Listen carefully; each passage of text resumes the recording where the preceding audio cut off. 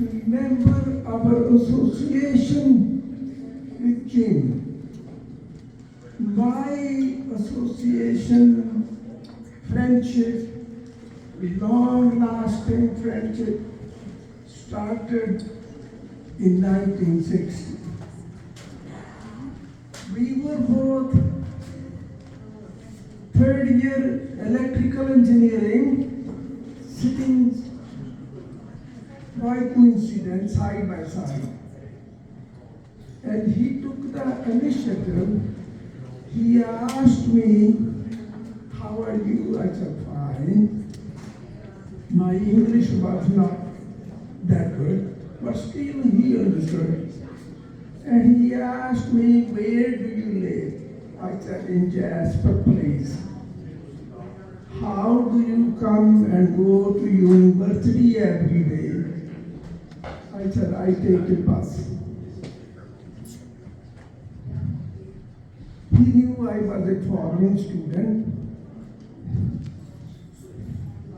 and stingy with my spendings, I didn't have that many dollars. He says, "I live around there too." From then on, until we graduated, couple of years, he would come to the house, pick me up in the morning, and then we come to university, attend classes together, and he would bring back to the house where I live. That was Jim. You know, one of the people I admire most, and I learned things. I think all of you guys knew him, probably a lot more than I do. But I learned a lesson from him, life's lesson. That if you want to do some good, help somebody, it's good only if you never ask anything in return. And he never asked me anything in return. I learned this lesson. Good man. We all knew him.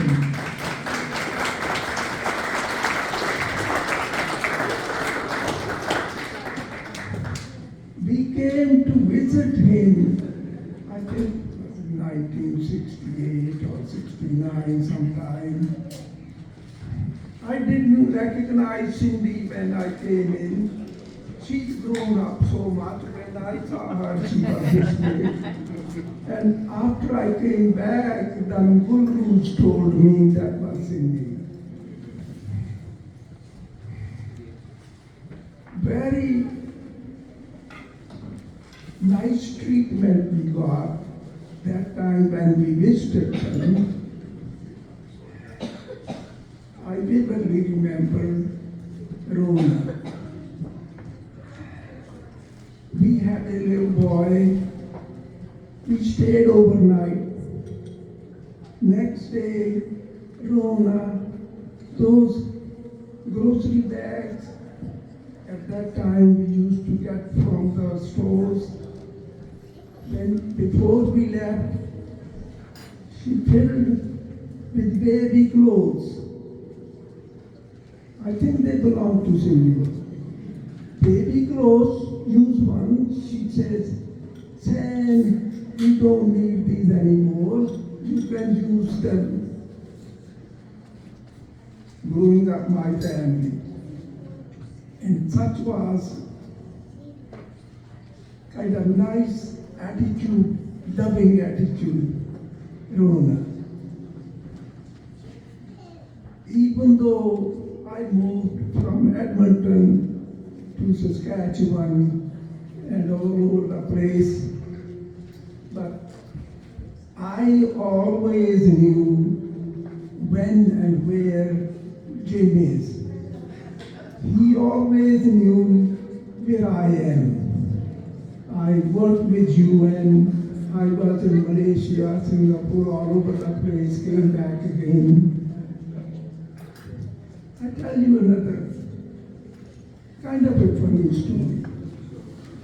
Jamie went one night to a party.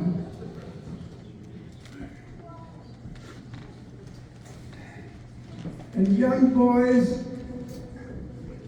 we were drinking, and I had one too many beers. And Jim was the one who was going to bring me back home in his black, big Hudson car. That's what he used to have. And when he says, Sam, time to go home, and he looked at me, he says, you've been drinking too much. I said, no, I just drink beer, nothing else. He said, no. So he said, we should sober you up before I take you home. How? Jim on my one side, and we had another friend, Wali Oyama, on the other side. They took me both on the sidewalk, and they ran me on the sidewalk for one back and forth until I said, I can't do it anymore, I am tired. Jim says, if you know you are tired, you are not drunk anymore. So we can go home. Went home, brought me home. And I have very fond, loving memories.